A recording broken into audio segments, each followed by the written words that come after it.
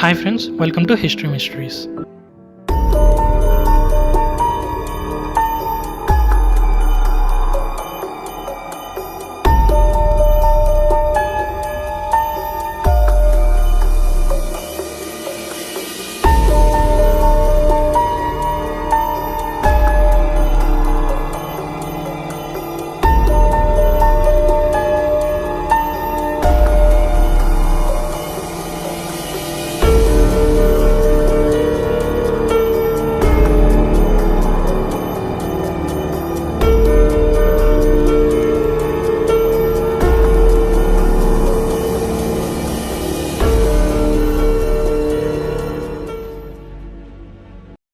Today we are going to know about the King Ashoka.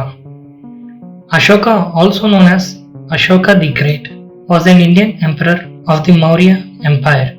He was the son of Bindusara, who ruled almost all of the Indian subcontinent from c. 268 to 232 BCE. Ashoka was the third king of the Mauryan Empire, best known for his renunciation of war, development of the concept dhamma, and promotion of Buddhism, as well as his effective reign of a nearly pan-Indian political entity. Ashoka promoted the spread of Buddhism across ancient Asia, considered by many to be one of the India's greatest emperors.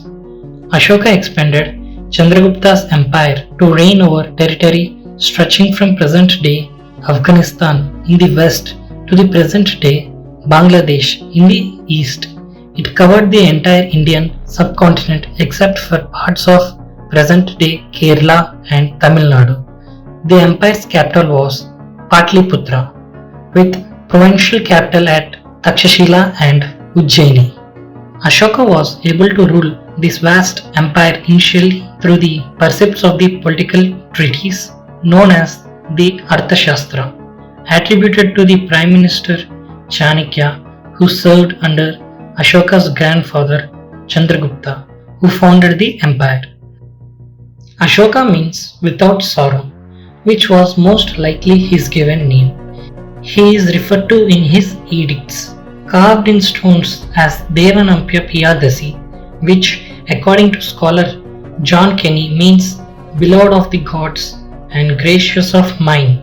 He is said to have been participated ruthless early in his reign, until he launched a campaign against the kingdom of Kalinga in c. 260 BCE, which resulted in such carnage, destruction, and death that Ashoka renounced war and was upset with bloodshed and vowed to never again wage a war of conquest.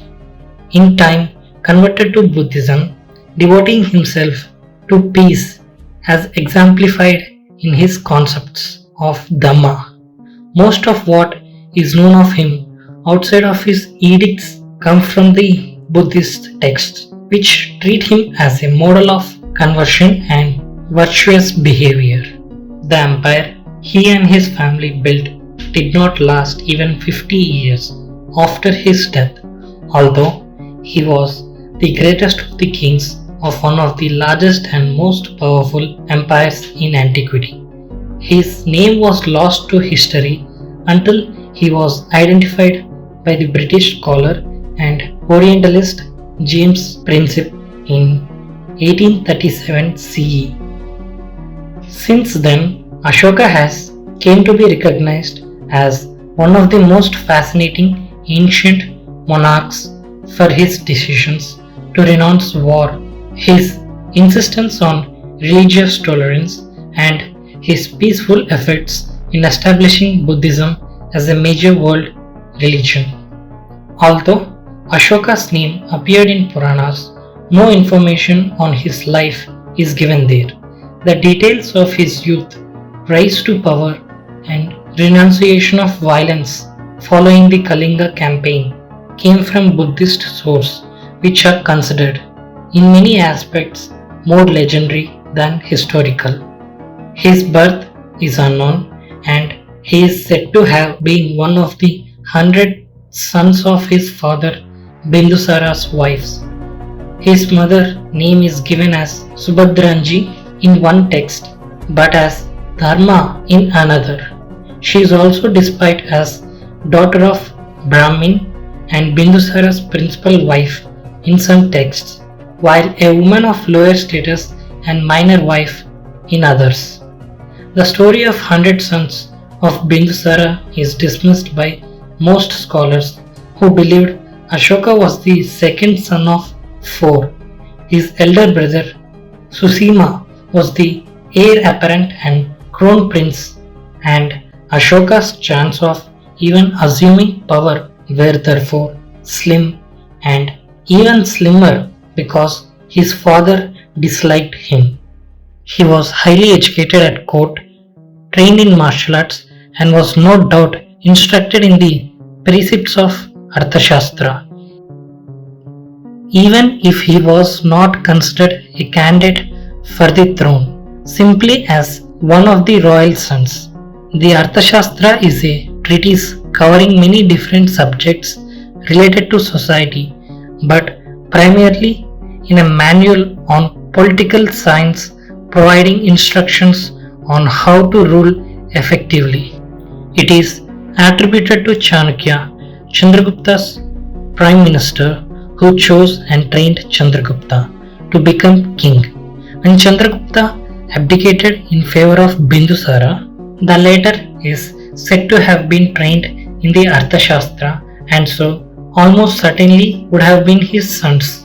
When Ashoka was around the age of 18, he was sent from the capital city of Patliputra to Takshashila to put down a revolt.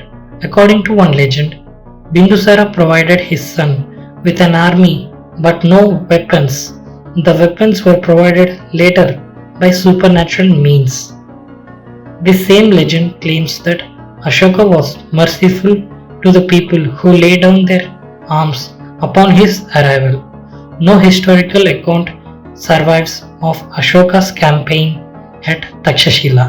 It is accepted as historical fact based on suggestions from inscriptions and place names, but the details are unknown. Ashoka's response to warfare and the tragedy of Kalinga was the inspiration for the formation of the concept of dhamma. Dhamma derives from the concept originally set down by the Hinduism of dhamma, which means duty, which is one's responsibility or purpose in life, but more direct from Buddha's use of dharma as cosmic law and that which should be healed. Ashoka's dhamma includes this understanding but expands it to mean general goodwill and beneficence to all as right behavior, which promotes peace and understanding.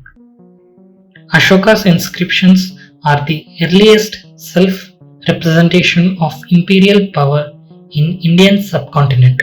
However, these inscriptions are focused mainly on the topics of Dhamma and provided little information regarding other aspects of Maurya state and society. Even on the topics of Dhamma, the content of these inscriptions cannot be taken at face value.